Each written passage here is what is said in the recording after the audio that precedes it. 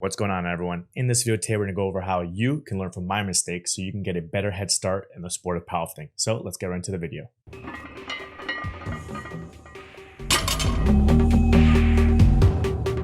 Alrighty everyone, welcome back my powerlifting people. Thank you for tuning into another video. And if you're new to the channel and you don't know who I am, my name is Venmo Khamesi. I'm a powerlifting coach, athlete, referee, and meet director. So I make videos here on this channel to help out those groups of people. Alright, and this video is going to be the start of a new series where we go over basically how to learn from other people's mistakes. So first, we're going to go over some of the mistakes I did when I started off in lifting and when I started competing in powerlifting, so you can learn from those mistakes and get a better head start than I did. And then from there, we'll continue on with the series with some other beginner mistakes I see lifters making these days.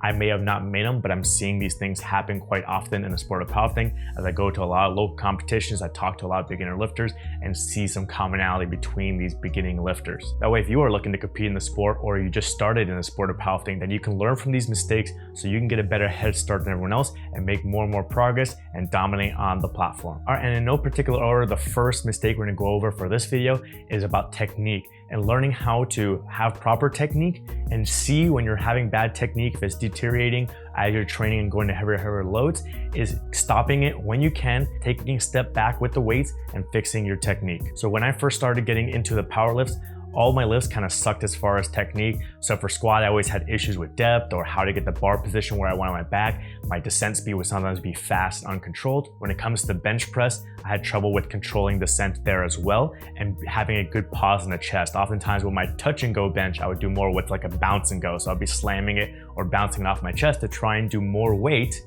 rather than focusing on the good technique and the control. Especially when you go to a competition, you have to pause on the chest. So the more control you have during the descent and staying tight on that bottom, the faster press command you're gonna get, the more energy you're gonna store in your muscles, and the more weight you're going to be pushing. And when it comes to deadlift, I kind of just like went down, grabbed the bar and yanked it. So I had a really rounded back. So I'll try and throw a video up as well so you can kind of see how rounded my back was. And it gave me a lot of speed off the ground because my hips were in a more efficient position with that rounded back. But then it became near impossible to lock out the weight because basically my hips were fully extended before lockout. And so now I had this rounded over spine. I had to basically unravel my spine to lock out. So with lighter weights, I'd be able to unravel my spine for reps and lock it out. But every time I got to a max weight, I would just get stuck right above the knees. And I could hold it above my knees for as long as I wanted, but I could never lock it out. So eventually at some point, I had to take a step back and go and fix these technical issues.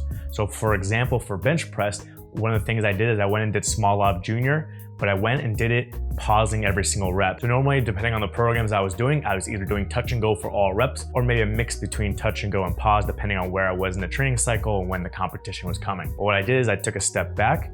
I went to small lob junior where you're benching 4 times a week, and I paused every single rep of every single set for the entire training cycle so I can really hone in my competition pause so I can do better in the competition. So my all-time bench PR did not go up from doing that training cycle, but what happened is the gap between my touch and go or my slam and go bench and my pause bench started closing in because I became more efficient at that pausing and staying tight. And so now my actual competition PR went up, and that's what's more important, is that competition bench press you're doing, not what you're doing in the gym if you're going to be a competitive powerlifter. And for deadlift, what I did is I, again, dropped down the weights and focus on technique, and I really try to focus on my starting position. I said, I'm going to go down into the bottom of the deadlift, grab the bar, and take as much time as I need to try and straighten out my back. I didn't want to be in a rounded position. I wanted to be in a more neutral position. I had a camera set up on the side so I can film my back from the side, making sure I have a straight back.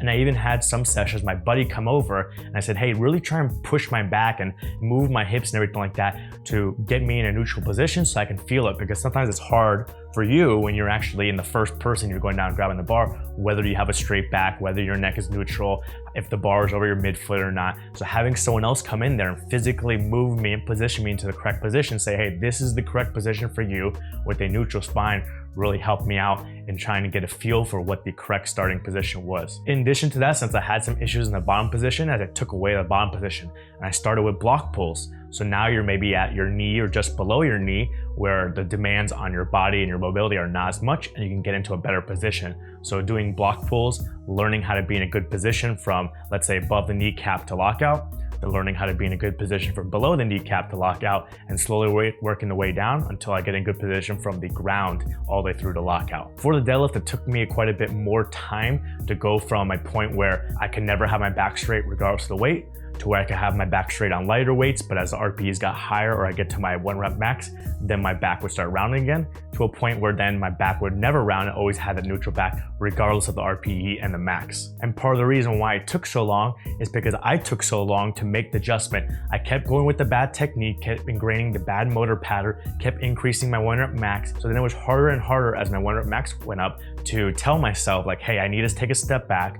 I need to fix my technique and then come back to these 1 rep maxes, because you have this thought in your mind that like, oh, I have to keep going up. If I'm not going up, then I'm going backwards and everyone else is beating me. So I kept pushing it behind. And that was one of the reasons why it took so long, is the further you are, the harder it is to take the step back. And when you do take the step back, it is harder to get back to where you were, because you've ingrained so much bad motor pattern and your 1 rep max is so high. Whereas if you are a beginner, you don't have really a good technique, but you haven't ingrained any kind of motor patterns, you can fix that early on and then have a strong base that you can build off of to build the strength. So if you are watching this and you are new to one of the power lifts or all three, then you should really be filming your lifts, especially from the side, looking at your technique. If you need help, if you have a coach, go to your coach, show them the videos, have them take a look at it. If you don't have a coach, go somewhere online, go to Reddit forums, go to Instagram, go to TikTok, whatever it is, ask for help. Get multiple people to review your lifts. Everyone does it online for free. Some people also charge for it. So you can go to